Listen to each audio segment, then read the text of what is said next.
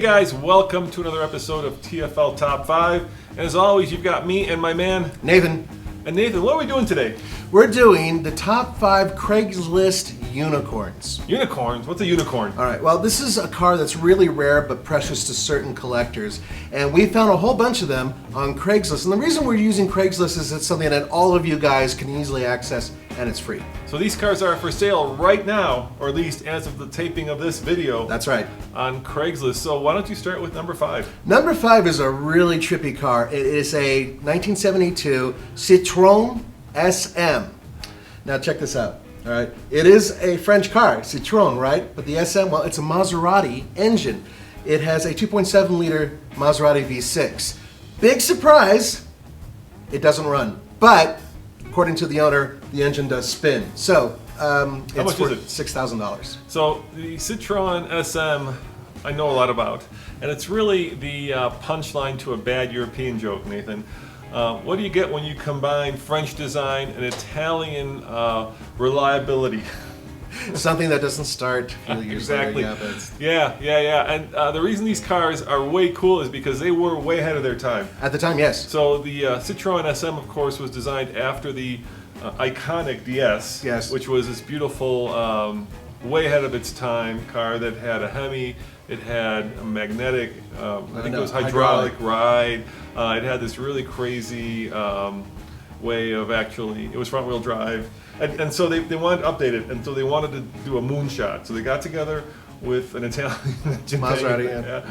And they made this car that looked like something out of the future, but it's notoriously unreliable because you need not just one, but 2 mechanics that live in your house to actually own this car. You need an Italian engine mechanic and you need a French car mechanic. And as far as I know, there's only one French mechanic in the entire state, French car mechanic of Colorado. Colorado, that's your friend. That's my friend Ted, yeah. And he wouldn't touch one of these with a 10-foot pole. Yeah, but they're really cool looking.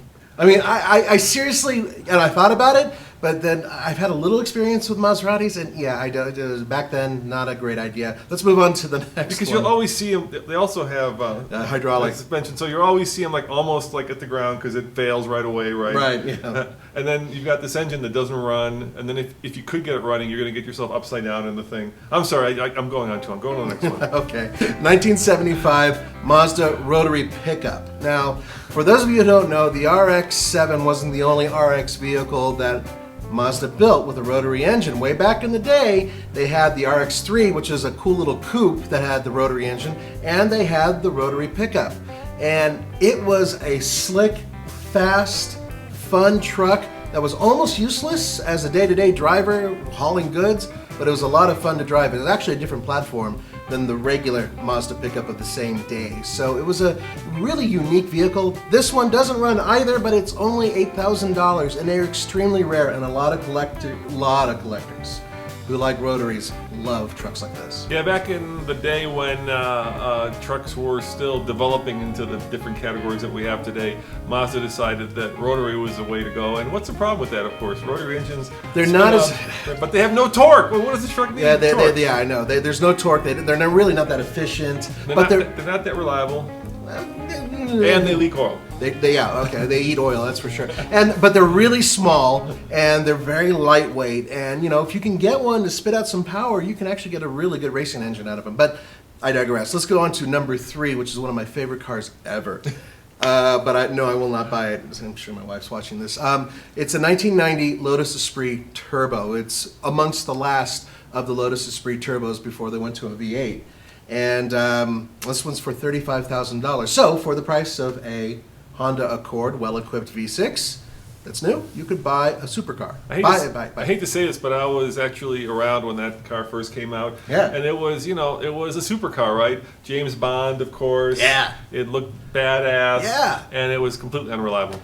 Yeah. We have a friend who collects Lotuses. Yes, we do. And he has a collection of these, and I can tell you, I'm not that versed on Lotus, but he knows exactly every change that happened to every model. And right now they're coming up in price because people are realizing that these are really cool cars. Yeah. And they're really affordable cars. And as a supercar, you can get one for under $50,000. It's kind of like the Pantera, right? It kind of floated below the radar for a long time. Then all of a sudden, people said, "Wow, these are really cool." There's this pedigree. There's this performance, and there is no modern safety features in terms of like stability control, ABS on a lot of these cars. So a lot of them actually are very fast and somewhat dangerous if you're not used to driving a car that won't, intervene when you get yourself in trouble. Yeah, danger is my nom de plume. Let's move on, though. I unfortunately have to agree with him there. And no, I'm not selling my Mitsubishi to buy one, although I seriously thought about it. Okay, then this one's really cool, and this is more a Roman's era than mine, and that's Thanks, dude. well, Not this that one. old. Okay, this one's a 1968 Amphicar. For $48,000. Now it sounds like a lot of money, but these things have become very collectible recently. Now, has a little.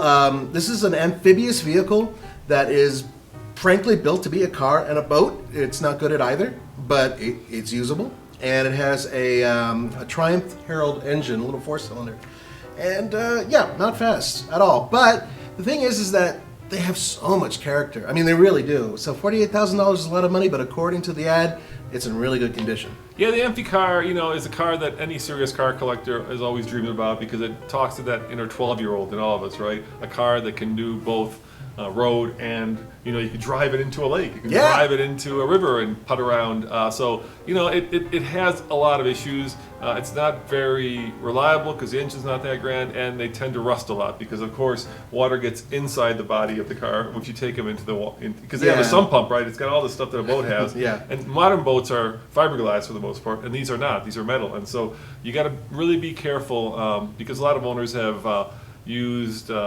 basically, not the most. You can't really just cover up the holes, right? Right. You have to cut away the steel, replace it, do it properly, and they're expensive. You can't Bondo it. Yeah, and people have.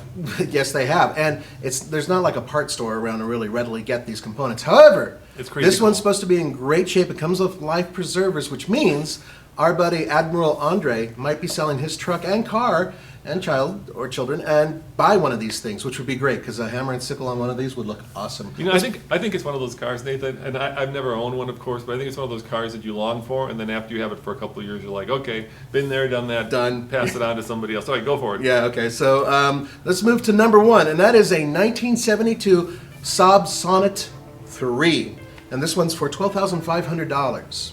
Yeah, it's a cool car, man. It's one of the true unicorns out there because the company's a unicorn company because it's no longer in business. Right. Of course, we know that they built a lot of iconic cars, yes, and this was one of the most iconic models that they built. It is, and now there's been three different Sonnets, and this one they all have a V4. Yes, V4. It was built by Ford, and this is a car that is not exactly fast.